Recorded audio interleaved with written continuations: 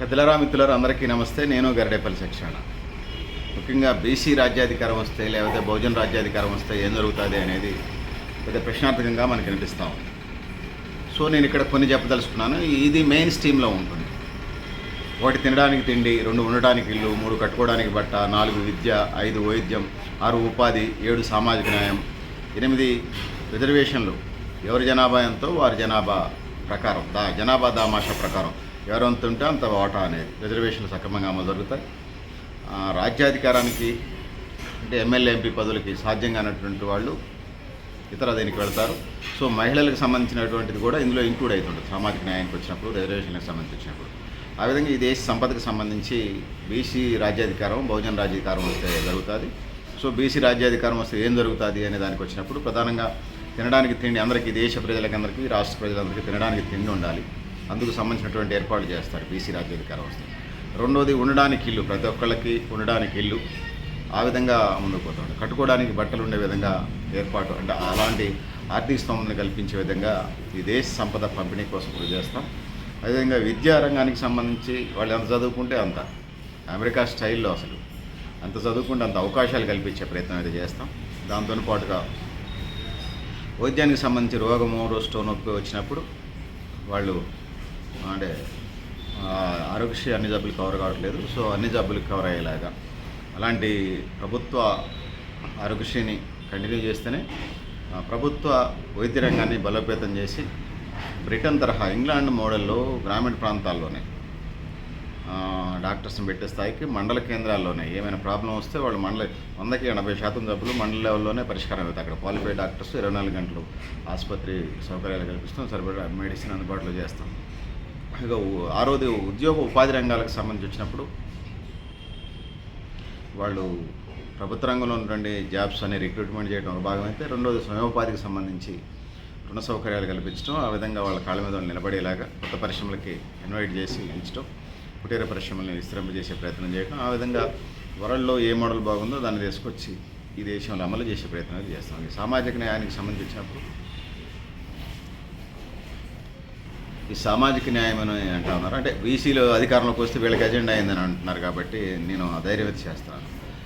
So OC, BC, SC, ST ఎవరి జనాభా ఎంత ఉంటే వారి జనాభా దాని ప్రకారం అన్ని రంగాల్లో ఓటా పోతుంటుంది. ఇప్పటికీ ఇదేం కొత్తది కాదు. భారతదేశానికి సాహు మహారాజు స్టార్ట్ చేశాడు. అది రిజర్వేషన్లు అనుకోండి. ఇప్పుడు సపోజ్ దేశంలో 100 సెక్టార్లు ఉన్నాయి అనుకున్నాము. దేశవ్యాప్తంగా, రాష్ట్ర వ్యాప్తంగా ఒక 100 విభాగాలు ఉన్నాయి. ఎవరి జనాభా ఎంత ఉంటే అంతకి వాళ్ళకి వెళ్తాయి. అది 100 సెక్టార్లు ఉంటే దేశంలో 100 సెక్టార్లో ఆ విభాగాలు ఎట్లా జరుగుతుంది. వాళ్ళ శ్రమతోనే సంపద సృష్టి జరుగుతుంది కాబట్టి పంపిణీ కూడా ఆ విధంగా జరిగే ప్రయత్నం అయితే ఖచ్చితంగా జరుగుతుందని నమ్ముతా ఉన్నాను, భావిస్తున్నాను. దానికి కర్తవ్యాలు కూడా నెరవేరుస్తాం. సో ఆ విధంగా ముందుకు పోవాలని మనం చేసుకుంటున్నాను. సో సోదరులారా, సోదరిమణులారా, సంపద పంపిణీ అనేది చాలా కీలకమైనది. ఇప్పుడు దేశంలో ప్రపంచంలో మనం చూసుకున్నప్పుడు సుమారుగా 200 దేశాలు ఉన్నప్పుడు 200 దేశాల్లో భారతదేశం ఒకటి. అయితే ఈ 200 దేశాల్లో అత్యధిక GST దేశాల్లో టాప్ 10లో ఉన్నాం. అట్లా చెప్పాల్సి వస్తే 5వ స్థానంలో ఉన్నాం అంటున్నారు. అది చూడటానికి వరల్డ్లో భారతదేశం బాగా అభివృద్ధి చెంది అనుకుంటారు. బాగా వెనకబడిన ఏదైతే ఉందో ఆఫ్రికా ఖండంలో కొన్ని దేశాలు చాలా వెనకబడుతున్నాం. మన GST చూసినప్పుడు ఆ దేశం బాగా అభివృద్ధి చెందని అనుకుంటారు, కానీ నిజంగా అభివృద్ధి జరగల. అది GST అంటే అది అంటే ఈ దేశంలో పెట్టుబడిదారులు బాగా డెవలప్ చెందారు. అంటే పెట్టుబడుల రంగాన్ని ప్రోత్సహిస్తూనే వాళ్ళ మీద సరైన పనుల విధానం, ప్రేమ, అత్యధిక ప్రేమ చూపించకుండా, గర్ల్ ఫ్రెండ్ మీద ప్రేమలాగా కాకుండా ఖచ్చితంగా ఏదైతే ఉన్నదో ఇంబ్యాలెన్స్ ఏదైతే ఉంది. ఇప్పుడు పాలక ప్రభుత్వాలు స్వతంత్రం 78 ఏళ్ళైనా ప్రభుత్వం అనేది ఇట్లా బ్యాలెన్స్ చేయాలి. కానీ ధనికులు మరింత ధనికులు చేస్తుంది, పేదలు మరింత పేదలు అవుతున్నారు. ధనికులు మరింత ధనికులు అవుతున్నారు, పేదలు మరింత పేదలు అవుతున్నారు. ఇట్లా ఈ వేరియేషన్ని బీసీ రాజ్యం వస్తే వీటిని వేరియేషన్ సెట్ చేసే ప్రయత్నం అయితే చేస్తానికి ప్రయత్నం చేస్తాం. కొంచెం అటు ఇటు ఉండొచ్చు, ఒక ఇంచు అటు ఇటు. సో మంచిగా చేసే ప్రయత్నం అయితే జరుగుతుంది. సో సంపద ఏదైతే ఉందో సంపద పంపిణీ అనేది ప్రధానమైన ఎజెండాగా అయితే ఉంటుంది. సో మహిళా రిజర్వేషన్లకు సంబంధించి కూడా వాళ్ళ వాటా వాళ్ళకి వెళ్తుంది. ఎందుకంటే అది కొత్త అనుభవం కాదు. స్థానిక సంస్థల్లో రిజర్వేషన్స్కి సంబంధించి వచ్చినప్పుడు 34% రిజర్వేషన్లు ఉన్నాయి. 34% రిజర్వేషన్లో మహిళా రిజర్వేషన్ కూడా ఇంక్లూడ్ వస్తుంది. జనాభా దామాషా తీసుకున్నప్పుడు కూడా ఇదే వర్తించింది. సో రాజ్యాధికారానికి సంబంధించి వచ్చినప్పుడు తెలంగాణ రాష్ట్రాన్ని మోడల్గా తీసుకున్నప్పుడు తమిళనాడు మోడలు, తెలంగాణ మోడల్ని మనం తీసుకున్నప్పుడు బీసీలు 4 రకాలు ఉన్నారు. అడ్వాన్స్ బీసీలు, ఎంబీసీలు సాకలి మంగళ వస్తుంది. అడ్వాన్స్ బీసీలు అంటే కాపు గౌడ సామాజిక వర్గాలు వస్తాయి. ఎంబీసీలు అంటే సాకలి మంగళి వడ్డరి వీళ్ళు వస్తారు. సో ఫస్ట్ వాళ్ళు, సెకండ్ వీళ్ళు, థర్డ్ అర్ధ సంచార బీసీలు, 4వ విభాగంలో సంచార బీసీలు. వీళ్ళని ప్రత్యేకంగా సంచార అర్ధ సంచార బీసీలకి బీసీ రాజ్యాధికారంలోకి వస్తే ప్రత్యేక కార్పొరేషన్లు కానీ ఫెడరేషన్లు కానీ కమిషన్లు అనేక ఎక్స్పర్ట్స్ కమిటీలతో వేసి ఆ విధంగా వాళ్ళకి బడ్జెట్ అలాట్మెంట్ చేసి ఆ విధంగా అభివృద్ధిలో భాగస్వాములు చేయడం, సంపద వాళ్ళకి అందేలాగా, ఈ దేశ సంపదని వాళ్ళకు కూడా అందేలాగా ప్రయత్నం చేయడం ప్రధానమైన ఎజెండాగా ఉంటుంది. అంటే 100కి 70% ఉన్నారు కాబట్టి బీసీ అని చెప్తున్నాను. ఎస్సీ ఎస్టీకి రాజ్యాంగ ఫలాలు ఇప్పుడు ఎట్టా వస్తున్నాయి, భవిష్యత్తులో కూడా కొనసాగుతుంది. ఓసీలకు కూడా ఓసీ వాళ్ళ జనాభా దామాషా ప్రకారం వాళ్ళ వాటా వాళ్ళ దక్కుతుంది. సో ఈ దేశంలో ఉన్న ముస్లింలు, క్రిస్టియన్లు, మైనారిటీలు అనేక నివేదికలు ఇప్పటికే వచ్చిన్నాయి. భవిష్యత్తులో కూడా కమిషన్ వేసి వాళ్ళకి పట్ల అనుసరించాల్సిన వైఖరిని బీసీ రాజ్యాధికారంలోకి వస్తే ఆ విధంగా ముందుకు పోయే ఆస్కారం ఉందని. అదేవిధంగా ఇప్పుడు జరుపుకునే రంగాలతో పాటు అవినీతి రహిత సమాజాన్ని నిర్మించడం, విదేశీ సంబంధాలని ఉన్నటువంటి మంచి రిలేషన్స్, దేశ ప్రతిష్టకి, దేశ సమైక్యతకి భంగం కలిగించకుండా ఉండేటువంటి దౌత్య సంబంధాలు అయితేనే విదేశీ సంబంధాలు కొనసాగించే ప్రయత్నం అయితే జరుగుతుంది. విదేశీ సంబంధాలు ఆ విధంగానే కొనసాగుతాయి బీసీ రాజ్యాధికారంలోకి వచ్చినా కూడా. దౌత్య సంబంధాలు హోంశాఖకు సంబంధించి దేశ ప్రయోజనాలు ఎజెండాగా అంతర్గత కల్లోలాలు కాకుండా ప్రజలు నిజమైనటువంటి డిమాండ్స్ ఏదైతుందో అయితే నెరవేర్చేటువంటి డిమాండ్స్ వాటిని బిల్లులు పెట్టి పార్లమెంట్లో పాస్ చేయించడం, ఆ విధంగా దాన్ని అమలు చేయటం. ఏదైతే టెర్రరిస్ట్ గ్రూప్స్ ఏదైతే టెర్రరిజం బ్యాచ్ ఏదైతే ఉందో వాళ్ళకి సంబంధించి కఠిన చర్యలు, ఆంక్షలకి ముందుకు వెళ్ళే ప్రయత్నం అయితే ఉంటుంది. సో ఈ దేశ ప్రజల సంపద సృష్టి ఎంత సృష్టిస్తున్నారో అంత సమపంపిణీ జరగాలనేది బీసీ రాజ్యాధికారం యొక్క ఎజెండాగా చేస్తూ ఉన్నాం. సో రాజ్యాధికారంలో ఓటాకు సంబంధించి వచ్చినప్పుడు మెయిన్ పదవులు రాని వాళ్ళకి నామినేటెడ్ పదవులు, కార్పొరేషన్ పదవులు, మార్కెట్ కమిటీలు, దేవాదాయ ధర్మాదాయ కమిటీలు ఇవన్నీ కూడా వాళ్ళ ఎజెండాలోకి వస్తాయి. సో ఈ 100 రంగాల్లో వీళ్ళు భాగస్వాములుగా ఉండే ప్రయత్నం చేస్తారు. వాళ్ళు మీ దేశ ప్రజలు, ఇది సంచార జీవులు, వాళ్ళది జంతువు కంటే తక్కువ స్థాయిగా జీవిస్తున్నట్టుగా మనకు అనిపిస్తుంది. కుక్కనే ఇంట్లో కూర్చోబెట్టుకుంటారు కానీ సంచార జీవులకి ఈనాటికి ఆధార రేషన్ కార్డు లేదు. వీటిని అధిగమించే ప్రయత్నం చేయటం. త్రాగునీరు, సాగునీరు, దేశవ్యాప్తంగా కానీ రాష్ట్ర వ్యాప్తంగా కానీ 100%కి 100% అందే ప్రయత్నం చేయటం. శానిటేషన్, మరుగుదొడ్ల నిర్మాణం మిగిలినటువంటి పెండింగ్ పూర్తి చేయడం, కరెంట్ లేని గ్రామాలకు కరెంట్ అందించడం. ఆ విధంగా ముందుకు పోయే అవకాశం ఉంది. వ్యవసాయ సాగునీటి ప్రాజెక్టులు ఏదైతే ఉన్నదో పెద్ద డ్యాముల కంటే మధ్య తరహా చిన్న డ్యాములు ఎక్కువ కట్టడం వల్ల ఎక్కువ ప్రయోజనం ఉందని చెప్తా ఉన్నారు. ఆ విధంగా భూకంపాలు, ఇతర సమస్యలు రాకుండా ఉంటుంది. సో ఇప్పుడు దాకా ఉన్న వాటిని కంటిన్యూ చేస్తూ భవిష్యత్ అవసరాలకు సంబంధించి బోర్వెల్స్, అదేవిధంగా ఫ్రీ ఉచిత కరెంటు ఇచ్చే ప్రయత్నం చేయటం. ఆ విధంగానే చిన్న తరహా, మధ్య తరహా డ్యాములు నిర్మించడం, చెక్ డ్యాములు నిర్మించడం. ఆ విధంగా సాగునీటి విధానాలకు తుంపరసేతు అధునాతన టెక్నాలజీని ఉపయోగించడం, రైతులకి గిట్టుబాటు ధరలు అందేలాగా మద్దతు ధరను ఏర్పాటు చేసే ప్రయత్నం చేయటం.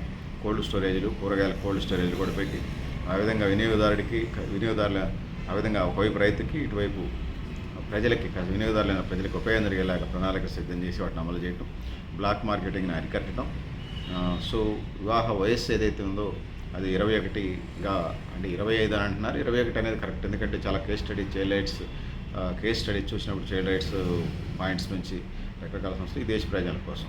సో పెన్షన్ విధానం ఏదైతే ఉందో అది దేశం లేకపోతే ఈ రాష్ట్రం యూనిట్గా తీసుకుంటే రాష్ట్రం, దేశం యూనిట్గా తీసుకుంటుంది.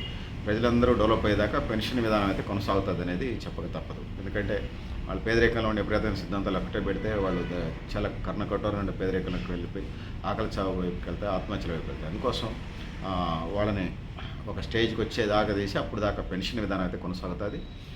సో ఆకలి చావులు, ఆత్మహత్య లేనటువంటి సమాజానికి ఏదైతే ఉందో దాన్ని నిర్మించడం. సాంస్కృతిక కళారంగాలు ఏదైతే ఉన్నాయో అవి సినిమా రంగాన్ని అంతంత భారీ బడ్జెట్ల సంగతి దేవుడికి కానీ అంత భారీ టికెట్లు కాకుండా, సో ఆ విధంగా సినిమా రంగాన్ని ఒకవైపు రక్షిస్తూనే విపరీతమైన రేట్లకి నియంత్రణ అనేది ఉండాలి.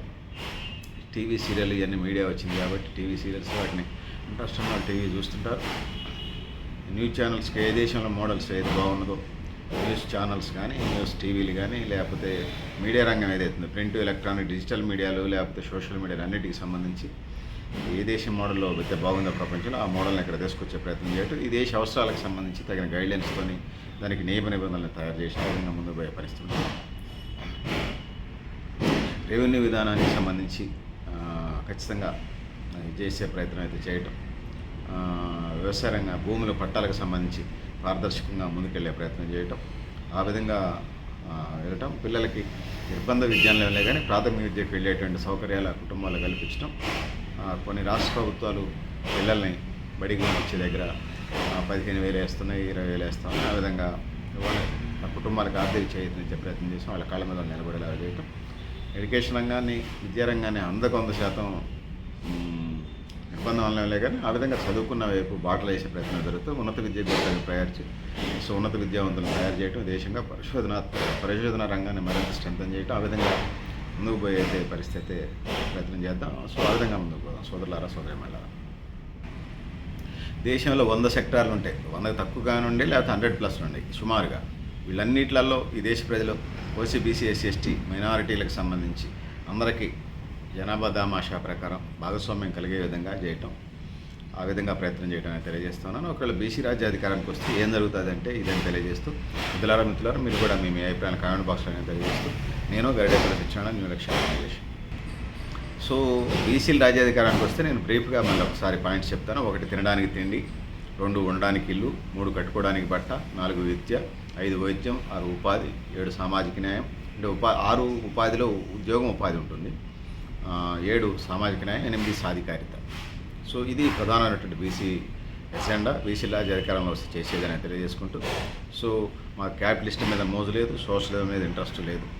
క్యాపిటలిజం, సోషలిజం, కమ్యూనిజం, టూరిజం, ఇంకొక ఇజం, ఆ ఇజం, ఈ ఇజం వీటి మీద మాకు పెద్ద ఆసక్తి లేదు. ముఖ్యంగా ప్రజల నిజ జీవితాల్లో డెవలప్మెంట్ ఏదైతే తలసరి ఆదాయం పెరుగుదల, జీడిపి అభివృద్ధి, దేశ అభివృద్ధి. సో వార్ పాలసీ కూడా నెహ్రూ పాలసీలాగా అలీనోద్యమం ఉంటుంది. మాత్రాన ఆయుధ రంగాన్ని స్వయం సమృద్ధి వైపు అయితే ఉంటుంది. పరీక్షలు జరుగుతాయి. ఇతర దేశాలుగా ధీటుగా అంతరిక్ష పరిశోధనా కేంద్రాలకు సంబంధించి కూడా భారతదేశం తన కర్తవ్యాలను భవిష్యత్తులో నిర్వర్తిస్తుంది. దౌత్య సంబంధాలు అవి ఇప్పటికీ ఉన్నటువంటి పాలసీలు ఇంకా బెటర్మెంట్గా ముందుకెళ్లే ప్రయత్నం అయితే ఉంటుందని తెలియజేసుకుంటూ, సో పెద్దలారా మీరు కూడా మీ అభిప్రాయాన్ని కామెంట్ బాక్స్లో రాయని తెలియజేస్తూ, నేను గరిడేపల్లి సత్యనారాయణ, న్యూ లక్ష్య ఆర్గనైజేషన్.